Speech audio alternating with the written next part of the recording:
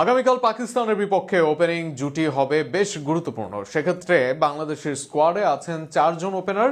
Liton Das middle অর্ডারে খেলবেন, তবে সৌম্য, সাইফ, তামিমরা খেলবেন কোথায়? সর্বশেষ ওডিআই ম্যাচে দুর্দান্ত করেছেন সৌম্য সাইফ জুটি, তবে সাদা বলের অন্য ফরম্যাটে দারুণ সময় কাটাচ্ছেন তামিম সাইফ জুটি। সেক্ষেত্রে কাল কোন জুটিকে রাখা হবে একাদশে? প্রশ্নের উত্তর খোঁজার চেষ্টা প্রতিবেদনে। আগামীকাল মাঠে গড়াচ্ছে বহুল প্রতীক্ষিত বাংলাদেশ পাকিস্তান ওডিআই সিরিজের প্রথম ম্যাচ, যেখানে দুপুর 2:15 মাঠে নামবে দুই দল। বাংলাদেশের একাদশে কারা থাকবেন তার বড় অংশই অনেকটা নিশ্চিত, তবে খটকা আছে দুইটি পজিশনে। বিশেষ করে ওপেনিংয়ে খেলবেন কারা আর একাদশে কজন ওপেনার থাকবেন। সেই ক্ষেত্রে সর্বশেষ বাংলাদেশের ওডিআই ম্যাচে দুর্দান্ত খেলেছিলেন সৌম্য সরকার ও সাইফ হাসান। তখন দলে ছিলেন না তানজিদ হাসান তামিম, কিন্তু বিপিএল এর ফাইনাল সহ বেশ ভালোই সময় কাটাচ্ছেন তামিম। সন্দেহে আছেন সাইফও।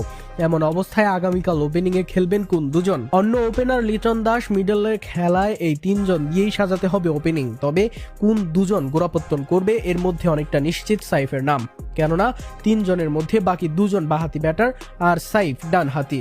শুরুর দিকে বাহাতি ডানহাতি কম্বিনেশন করার জন্য সাইফ থাকবেন ওপেনিংয়ে। তানজিদ তামিম যদি একাদশে খেলেন সেই ক্ষেত্রে তামিমের ওপেনিংয়ে দেখা যেতে পারে সাইফের সাথে।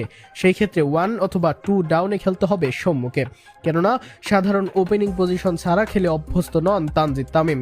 তবে যদি তামিমকে একাদশেই রাখা না হয়, লোয়ার অর্ডারে ব্যাটার বাড়ানো হয়, সেই ক্ষেত্রে ওপেনিংয়ে সৌম্য সাইফকে দেখা যাবে। অর্থাৎ সৌম্য সাইফ একাদশে থাকছেন তা অনেকটাই নিশ্চিত। তামিম যদি একাদশে থাকেন তাহলে সাইফের সাথে ওপেন করবেন, সেই ক্ষেত্রে 3 নম্বরে খেলবেন সৌম্য সরকার। আর যদি না থাকেন একাদশে, সেই ক্ষেত্রে সৌম্য সাইফই ওপেন করবেন। বাংলাদেশের একাদশে থাকবেন অবশ্য ওপেনিং এর পরিচিত আরও এক মুখ, দেশের টি-20 অধিনায়ক লিটন কুমার দাস। নিজের পরিকল্পনা বিশ্বকাপে গিয়ে কাজে লাগানো হয়নি টাইগার এই অধিনায়কের। অফ ফর্মের কারণে নিজের অবস্থানও ছাড়তে হচ্ছে। স্কোয়াডে ডাক পেয়েছেন মিডল অর্ডার হিসেবে। অবশ্য এই পজিশন নতুন কিছু নয় লিটনের জন্য।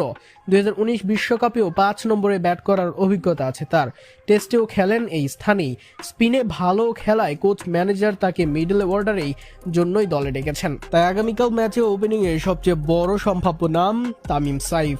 আর যদি তামিম না থাকেন সেই ক্ষেত্রে সৌম্য সাইফ। সিরিজের বাকি 2 ম্যাচে একই মাঠে অনুষ্ঠিত হবে 13 ও 15 মার্চ।